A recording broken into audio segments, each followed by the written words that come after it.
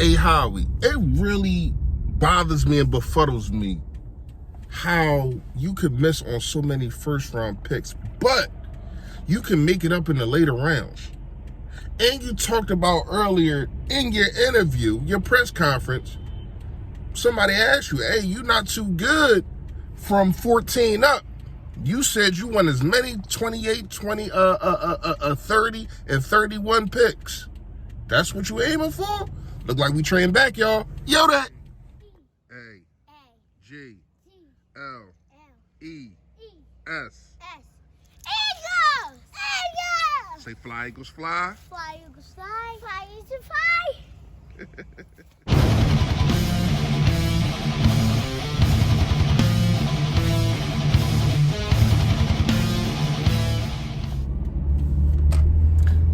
Yo, that man, you know who it is, you know what it is, your boy Fully Fresh, aka the General here reporting for duty. Listen, man, if you have not done it, please, I'm saying please, can you hit that sub button that's right down there for your boy?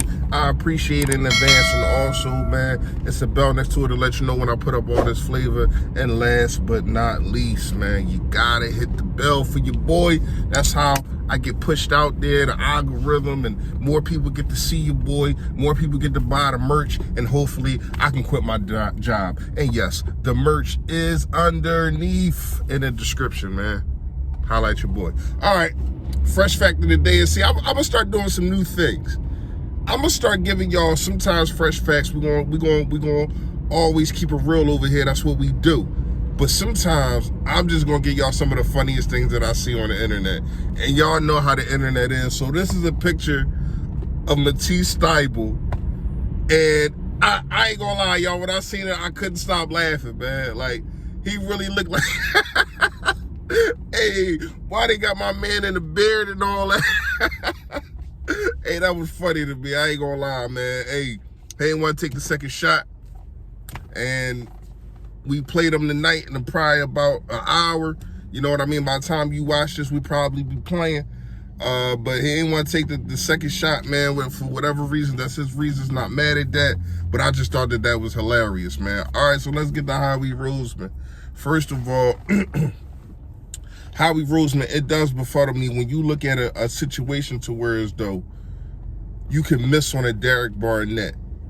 And I do understand a lot of people like to pick, you know, a kid from Tennessee that played at Tennessee, broke Reggie White record. We all know Reggie White is the Eagles Hall of Famer, jersey number retired, all that. So that kind of meant something, I guess. But then you hit on a guy in Josh Sweat. It's like your fourth round picks be something crazy. You hit on a Jordan Mailata, but you miss on a Andre Dillard. Now, Andre Dillard is not as bad of a bust as a Jalen Reagor, and we're gonna get to that. It's not bad as a bust as you wanna say Nelson Aguilar. It's not bad as a bust at Derek Barnett because he has been holding his own, but he's not your starter. Your starter is a guy that you picked in the 7th round and named Jordan Mailata. So when you look at these situations, man, most of your starters are guys that are not in the first, that haven't been taken later than the first and second round. Except for you got your Dallas Goederts, you got your Miles Sanders, you know what I mean? But for real, when you look at Miles Sanders at that pick, a lot of it is because of coaching. But when you look at it, has he produced to a second round pick? I mean, that's debatable. We can argue about that. I think Dallas Goedert has, especially being in the hurt shadow for the first part of his career, and now he's being able to flourish on his own. But when you look at the later round picks, once again, this is when Howie hits.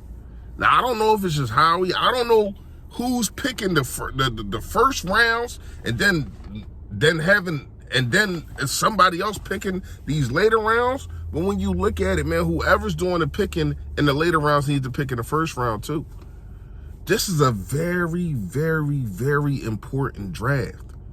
Think about it. Because me, and we're going to get into a little bit of more Debo pause, but we're going to talk about Debo a little bit more. Because I'm not going to lie to you, I don't know if I'm giving up 2 first rounds for him, probably a first and probably a second, because then you got Payne.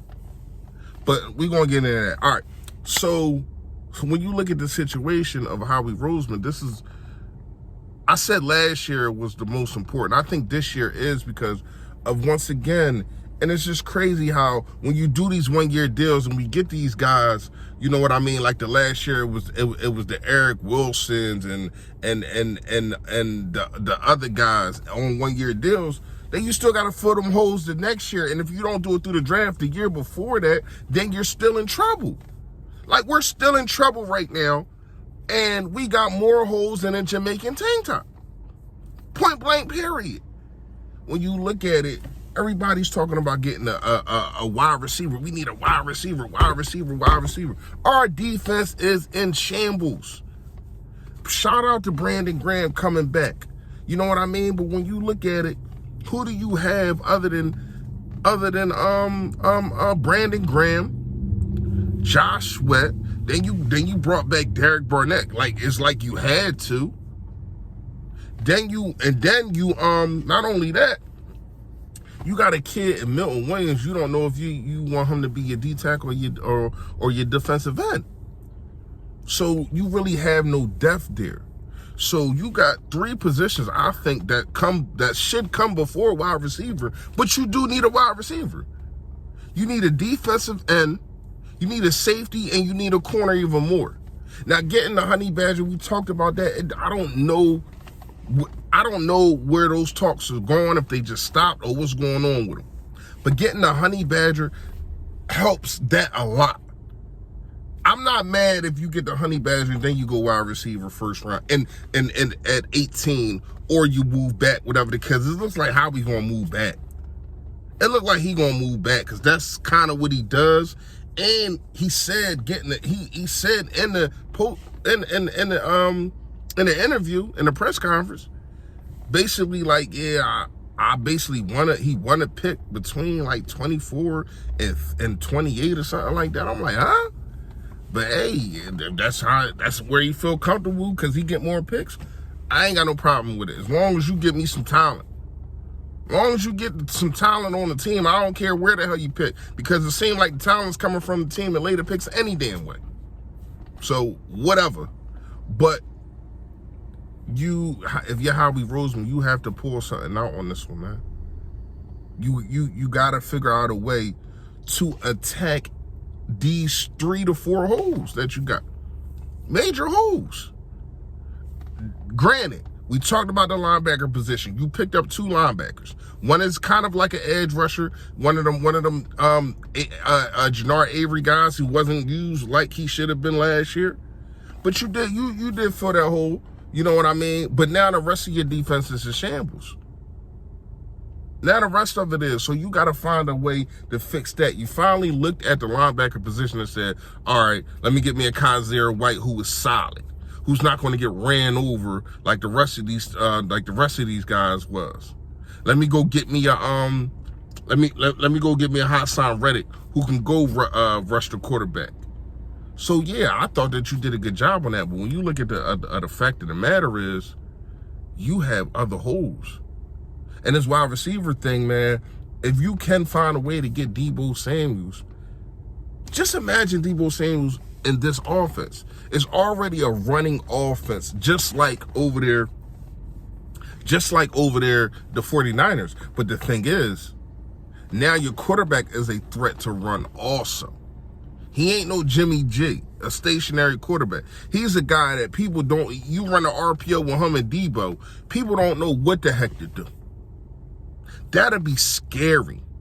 That'd be very scary. And it's crazy because now you got a running back, a wide receiver that can be a running back, but you also got a running back that's like a wide receiver. Let's not forget about that. Oh, man, I ain't gonna lie, man. I do not think it's gonna happen, but it's wishful thinking. But to me, you still have to address one of these situations before you go into the draft. You gotta look at getting a Honey Badger, or you gotta look at getting Debo. And for right now, the Honey Badger is the cheaper choice because you don't have to give up no draft capital. You don't have to give up nothing but money. I don't know who it is, if it's Howie or if it's Jeffrey Lurie, but it's time to stop being cheap. If you want to be a contender, you have to spend money. You gotta spend money because we don't draft that good. We don't. And a lot of these dudes, especially wide receivers, ain't coming. But none of these wide receivers ain't coming cheap. We seen what just happened where Christian Kirk got paid way more than he deserved. But hey, he got the bag. That's his bag. Calvin really messed up this whole offseason to me, when you think about it. If we had Calvin Ridley, I think if we had Calvin Ridley and you get Kaiser White and you get Reddick, I think that, hey man, I ain't got nothing to say. You got you a guy that's a number one / can be your number 2, whatever the case may be. They fight for that. And all these guys and played together. And all these guys, well, I don't think Calvin really played with. He might have. But and all these guys from Alabama. Calvin really messed it. You and your gambling messed the Eagles offseason up as of right now. I ain't gonna lie to you. But yeah, Howie definitely gotta get it right, man. To me, let me know down below. To me, I gotta say, I'm going in this draft.